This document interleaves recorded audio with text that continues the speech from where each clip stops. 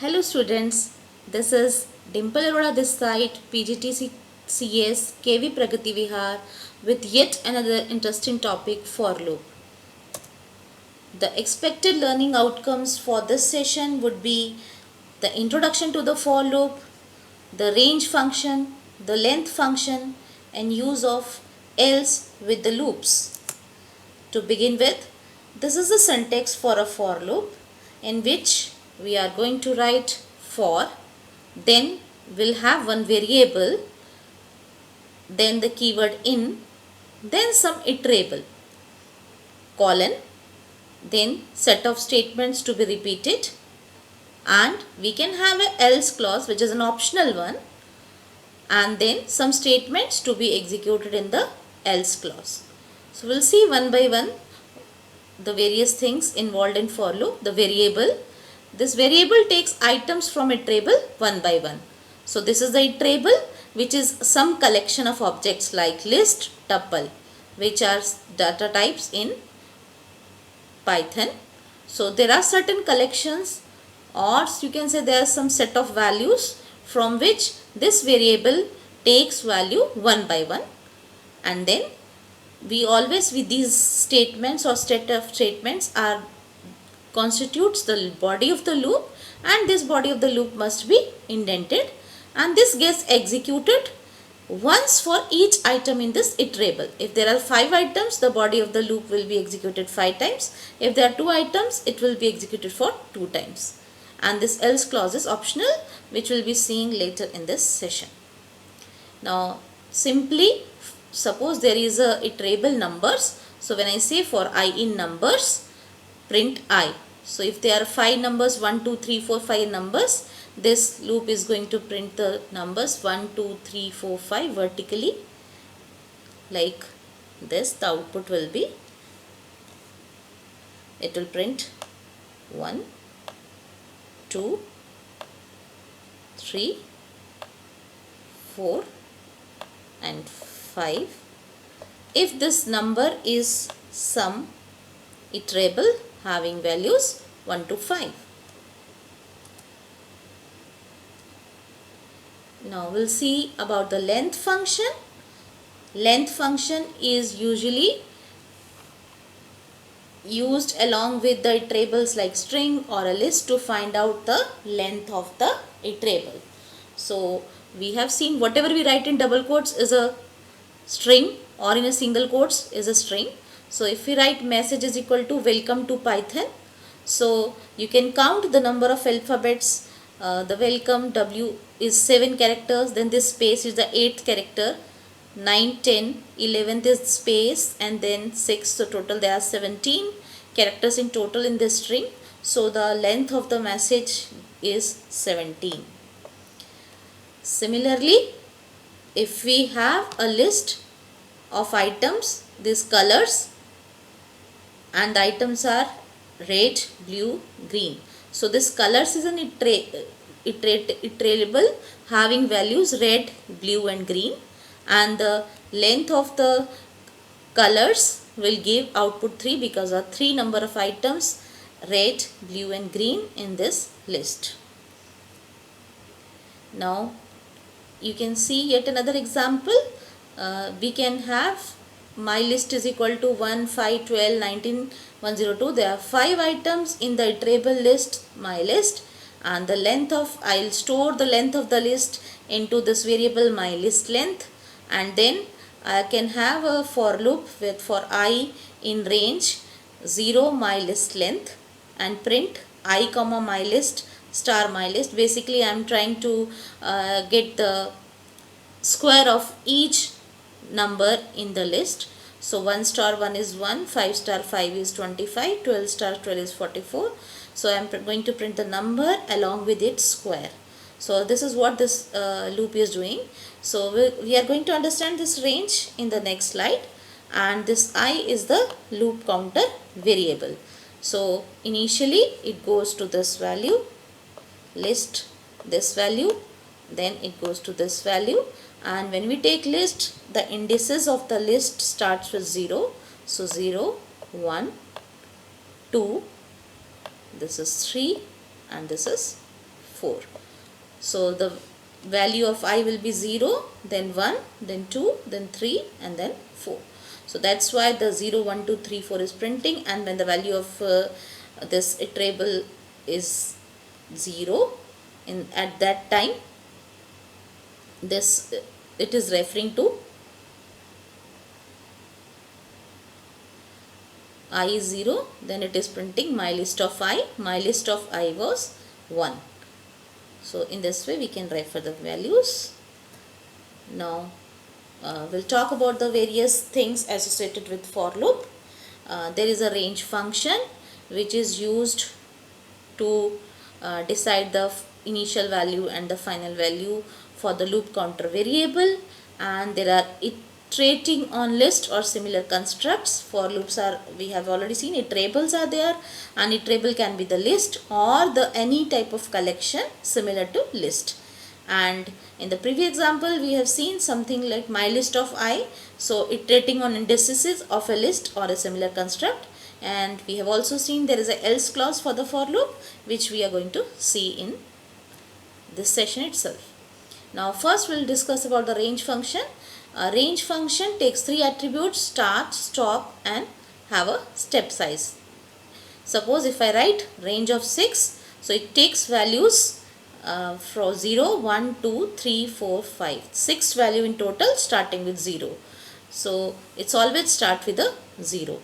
Now when we take range 1, 7, 1, by default the starting value is 0, but when we give specifically the value of 1, then the range starts with 1, and we are incrementing by default the value gets incremented by 1, and if we specify some value over here, it incremented by that number of times, or that is the step size.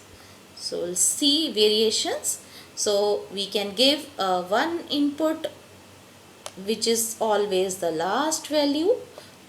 So in the previous slides we have seen there are 3 values: start value, stop value and the step value.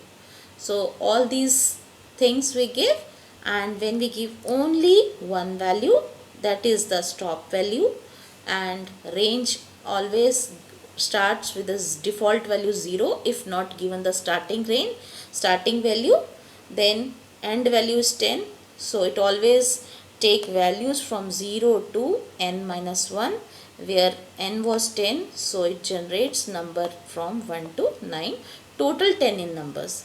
Now next coming to range 1, 11, 2. Now it starts with 1, the last value will be less than 11, and the step size is 2, so it gets increment to the first. If the first value is true, then increment to 1 plus 2 is 3, 3 plus 2 is 5, 5 plus 2 is 7 and 7 plus 2 is 9. So this step size decides what will be the next value.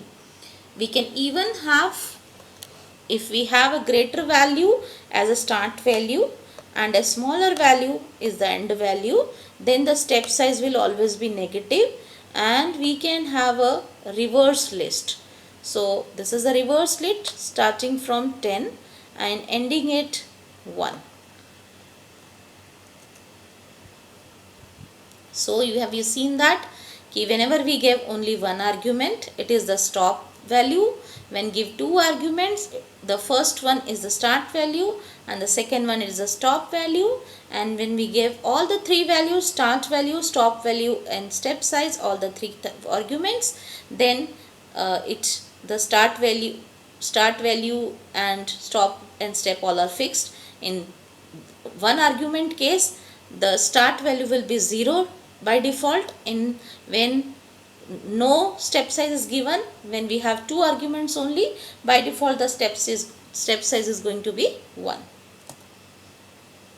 Now we can see example when we have one argument, range 5, so it will give 0, 1, 2, 3, 4, and by default the default value of start will be 0. And in this case, when you give two values, start value is fixed 5 and this last value is the number 1 less than this value, so 10 minus 1 is 9, so we'll get 9 over here, and because we are separating by comma, that's why we can see comma in the output.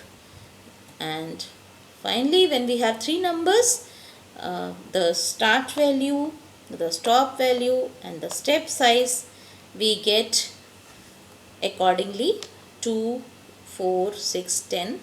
So because this value is not included, it is closed at the end point and open at the start point. So 2 is included and 10 is not included. So we get the result 2, 4, 6, 8 when we have all the three values for the range function. Now we can even convert a range to a list. You can see data is equal to list of range 0, 10, 2. So it will have a list of values, the list constructed having values 0, 2, 4, 6 and 8. And when you want to access using the range, whatever you have access the list using the index values. So for I in range, my list, so you can say my list of I. My list of I is, my list means this index number 0, index number 1, index number 2, this is the list of elements. And when you write my list of I, it refers to 5, 15, 25, 35 and 45. So this statement is repeated for 5 number of times because there are 5 items, and at each index number, because you have index number 0, value of I will be 0, 1, 2, 3 and 4, but value of my list of I is, my list of 0 is 5, my list of 1 is 15, my list of 2 is 25, my list of 3 is 35 and my list of 4 is 45. So that's why we get this output. So we have seen that we can have an optional else statement with for loop also. Let us understand with this example. We have this is a program to find factors of a number from 2 to 10.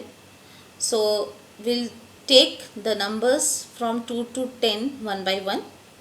Check for the divisibility by 2, 3, 4, 5, 6 till n minus 1, and then if the number is divisible by x, that means it's a factor. If it leaves the remainder 0, so we can print the value n equals x is n slash x, because n slash x will be it will going to give the factor. So we'll keep on repeating this with each value from 2, 3, 4, 5 and so on. And if the loop fell through without finding a factor, that means if that number is not divisible by any of the numbers, if the number is prime like 5 and it is not going to be divisible by any of the numbers, so in that case the number is prime. So when we have this nested for loop, each value is we are checking for the factor or not, and ultimately if there is no factor, this loop will fail through without finding a factor, and that time it must print n is a prime number. Thank you for patiently listening. We'll be seeing more examples of for loop in the next sessions. Bye for now.